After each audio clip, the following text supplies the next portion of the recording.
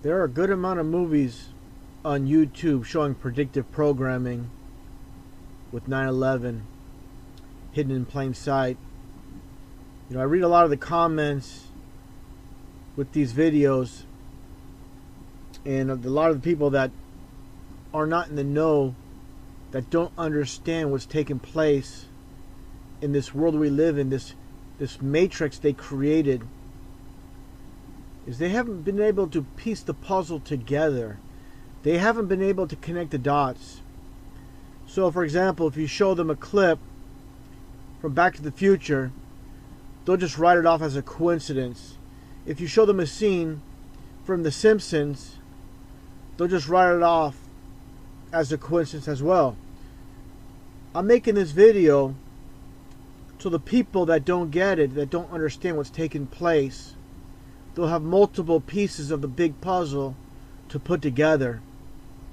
And first off, you need to understand predictive programming. Movies were put into play from the very inception as a form of social programming. The more pieces of the puzzle you have, you're going to get a better picture of what's taking place. So I'm going to show multiple examples with the hopes that people that call everything a coincidence can wrap their brains around what's taking place and see that movies from the very inception are a form of social programming. And that's predictive programming. And the whole point of predictive programming is to condition the masses for when future events take place, it's going to be more accepted. The first thing that needs to be understood is all the producers and directors in Hollywood are connected to the elite. They're all fellow Freemasons, and they're all on the same page working together. In this interview, George Lucas claims that none of the studios in Hollywood wanted Star Wars. They want nothing to do with it. No one would accept it. And this is part of the big lie to make it seem like, Hollywood, everybody, has a chance, has a fighting chance to make it. When the fact is, they're all connected Masons, like I said earlier. And they wanted this movie to be put out. And the elite had a big part of it. Let's go all the way back to the beginning. What was the beginning? Developed the story and took it to United Artists that had the first rights to it. They said no, they didn't want it. And then I took it to Universal because I just finished American Graffiti, and they said no, they didn't want it. And finally took it to 20th Century Fox, and Al Nye Jr. said, I'm interested. He said, I don't understand this, but I loved American Graffiti, and whatever you do is okay with me. Because otherwise I don't think it would have ever gotten done. And with this scene, with the Jawa Sandcrawler being attacked, you'll see that at first, Luke Skywalker believes it was done by Sand People because the evidence points that way. But wise old Ben Kenobi sees the deception, that these blast points were too accurate for Sand People, and the parallel with Sand People are with Arabs. So this is a hidden message connecting 9/11 all in plain sight.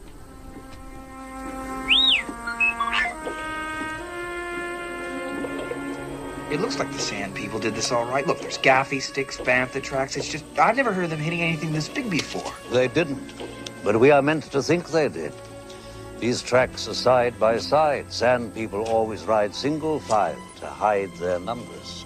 These are the same Jawas that sold us R2 and 3PO.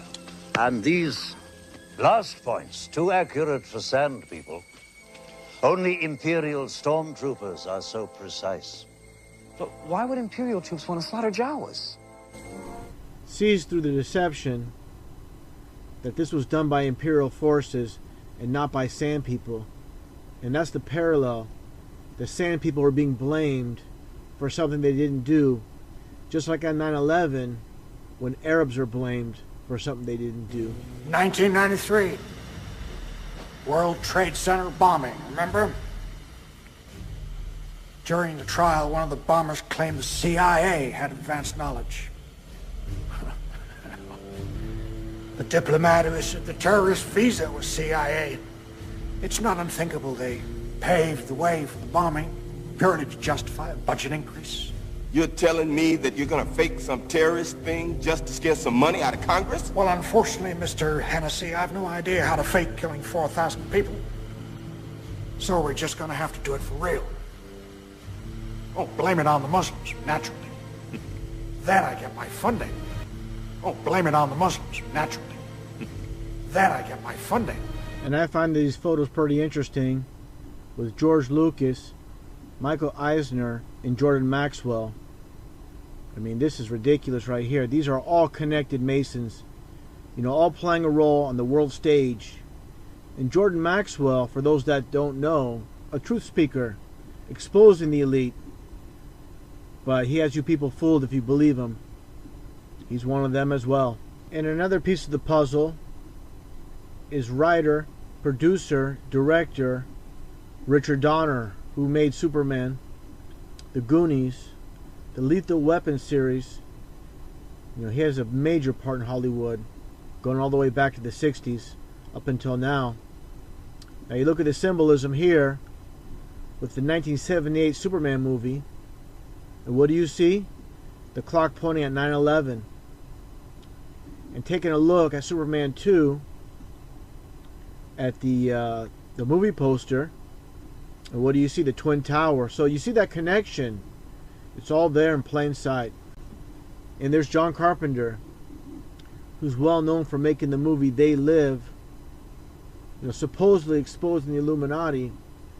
What people don't understand is he's also a well-connected Freemason, just like them all around you. And They Live was a form of mockery.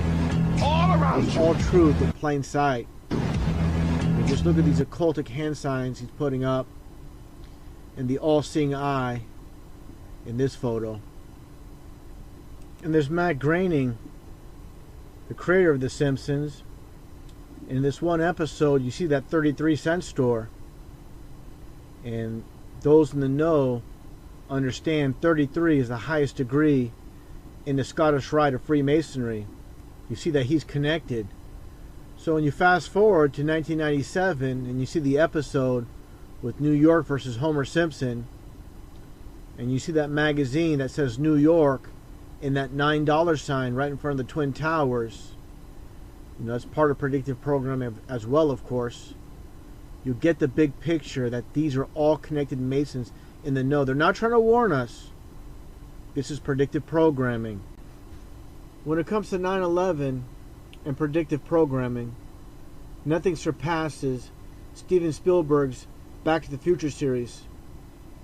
Even the length of the first Back to the Future movie is 116 minutes. You flip that around and you get 9/11. What people need to understand is these Masons are deep into the occult. And if you do some research on infamous Satanist Aleister Crowley, he has what's called the law of reversal. And that's why you'll see all these numbers turned around, flipped upside down, turned sideways. This is the way the Satanists do it.